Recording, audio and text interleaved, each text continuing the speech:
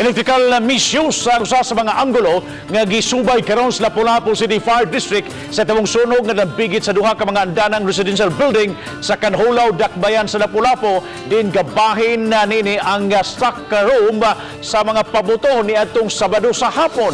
Ano ang report? Igo na lang sa pagpato sa luha. Si Rosalie Berdin, humanaabo ang mobalor sa 400,000 pesos nga mga firecrackers o fireworks nga gibutang nila sa usa sa mga kwarto sa ikaduhang andana sa ilang paabangang panimay. Gikatakda unta nila kining ibaligya ning naghinangat nga pagsugat sa bagong tuig. Ampo na las Ginoo.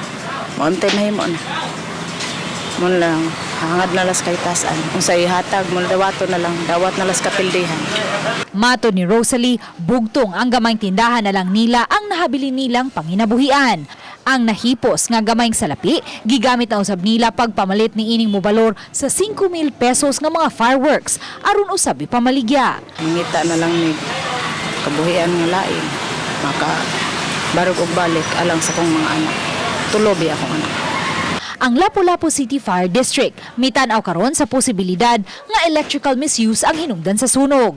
Karaan na ang panimay ug ang mga wirings niini. Kung sa kakaraan sa wiring, may tendency siyang melted. Pag melted ana, may tendency nga masunog. Ang katong mga plugs, matos pabuto, sure yun ko nga masunog yun siya.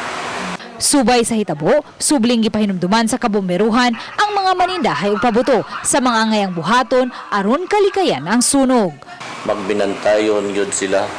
Labi na ang katong nanindahay nga strictly may ngaron nga no smoking, no tasting inside the vicinity of sa tindahan. Uban ni June Solon, Luan Merondina, Balitang Bisdak.